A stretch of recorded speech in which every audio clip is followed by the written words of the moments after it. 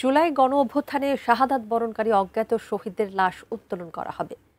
রায়েরবাজার শহীদ বুদ্ধিজীবী স্মৃতিসৌধ সংলগ্ন কবরস্থানে আছেন সহকর্মী সাব্বির আহমেদ। সরাসরি যুক্ত হচ্ছে তার সঙ্গে।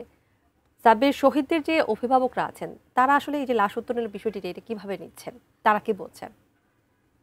আপনারা জানেন যে আজকে 114 জন জুলাই আন্দোলনের শহীদদের যেই মরদেহ, সেই মরদেহ শনাক্তের কাজ শুরু হয়েছে, যাদেরকে এই রায়েরবাজার বুদ্ধিজীবী যে স্মৃতিসৌধ, সেই স্মৃতিসৌধ সংলগ্ন যে কবরস্থান, সেই কবরস্থানে দাফন করা হয়েছিল, গণকবর দেওয়া হয়েছিল।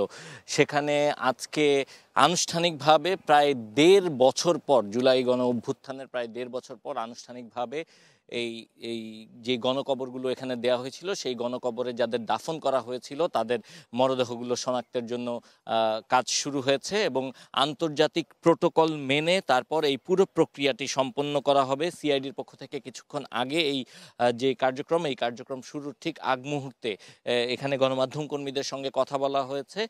সিআইডির যিনি প্রধান এবং অতিরিক্ত আইজিপি সিবাগতুল্লাহ, তিনি গণমাধ্যম কর্মীদের সঙ্গে কথা বলেছেন। তিনি যেটি বলেছেন যে এখানে একজন বিশেষজ্ঞকে নিয়ে আসা হয়েছে, যিনি আর্জেন্টিনা থেকে এসেছেন।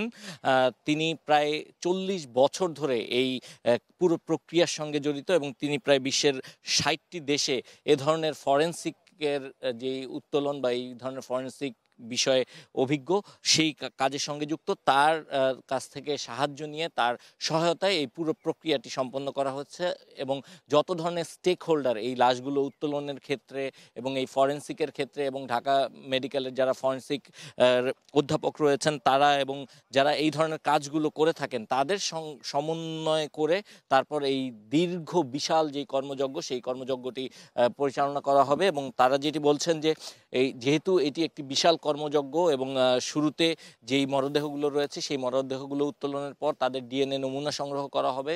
সেই ডিএনএ নমুনাগুলো দিয়ে যে সকল পরিবার বা যারা এই তাদের স্বজনরা এখানে স্বজনদের মরদেহ এখানে আছে বলে ধারণা করছেন, তাদের পরিবারের সঙ্গে ডিএনএ প্রোফাইলগুলোকে ম্যাচিং করা হবে। তারপর যদি প্রোফাইল মিলে যায় সেক্ষেত্রে তারপর তাদেরকে এই মরদেহগুলো তাদেরকে হস্তান্তর করা হতে পারে যদি তারা চান। অ্যান্টিব্যাকটেরিয়াল অ্যাডিটিভ যুক্ত সেরা ওয়াটার ট্যাঙ্ক বিশুদ্ধ পানিতে ব্যাকটেরিয়া জন্মাতে দেয় না। আর তা না হলে এখানে যেই জায়গাটিতে তাদেরকে সমাহিত করা হয়েছে এই শহীদদেরকে, সেই জায়গাটিতেই তাদের মরদেহ তারা রাখতে পারবেন। এই বিশাল প্রক্রিয়া ঠিক কবে নাগাদ শেষ হবে সে ব্যাপারেও নিশ্চিত করে কিছু তারা বলতে পারেননি, কারণ তারা বলছেন যে এটি দীর্ঘ সময় সাপেক্ষ ব্যাপার এবং অনেক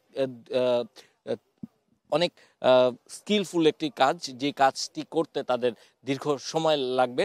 এবং তারা এই ব্যাপারে গণমাধ্যম কর্মী থেকে শুরু করে যারা রয়েছেন তাদের প্রত্যেকের সাহায্য চেয়েছেন। এবং আপনারা জানেন যে জুলাই গণ অভ্যুত্থান চলাকালীন সময়ে বিভিন্ন জায়গায় রাজধানীর বিভিন্ন স্পটে নির্বিচারে গুলি করে তারপর সে সময়কার তৎকালীন যেই স্বৈরাচার সরকার ছিল সেই সরকারের যারা দোসর ছিলেন, বিভিন্ন আওয়ামী সংগঠনের যারা নেতাকর্মীরা ছিলেন, তারা পিটিয়ে অনেককে হত্যা করেছেন। এই হত্যাকাণ্ডের পর তাদের লাশগুলো লোকচক্ষুর অন্তরালে এই কবরস্থানে এনে গণকবর দেওয়া হয়েছিল। সেই গণকবর থেকেই মূলত আজকে যেই লাশের সংখ্যাটি তারা বলা হচ্ছে যে 114 জনের লাশ, এই সংখ্যা আরও বাড়তে পারে বলে জানিয়েছেন সিআইডির প্রধান। তবে তারা এতটুকু জানেন যে এখানে 114 জনের কবর রয়েছে, এই সংখ্যা হয়তো আরও বাড়তে পারে, তবে সেটি এখন নিশ্চিত করে বলা যাচ্ছে না। তারা বলছেন যে এই যেই প্রক্রিয়া শুরু হয়েছে এই প্রক্রিয়া শেষে হয়তো তারা এ বিষয়ে আরও বিস্তারিত জানাতে পারবেন। তবে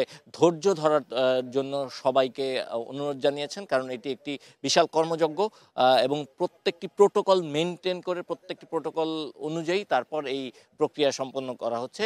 আপনারা জানেন যে আদালতের নির্দেশনার মধ্য দিয়ে মূলত ম্যাজিস্ট্রেটের যেই অনুমতি, সেই অনুমতি সাপেক্ষেই আজকের এই কাজ শুরু হয়েছে এবং এই কাজ শেষ হওয়ার পর পরবর্তীতে পরিবারের কাছে হয়তো বা যেই নিখোঁজদের পরিবাররা রয়েছেন তারা হয়তো জানতে পারবেন যে আদৌ তাদের যে স্বজনরা রয়েছেন তাদের মরদেহ এখানে রয়েছে নাকি অন্য কোথাও।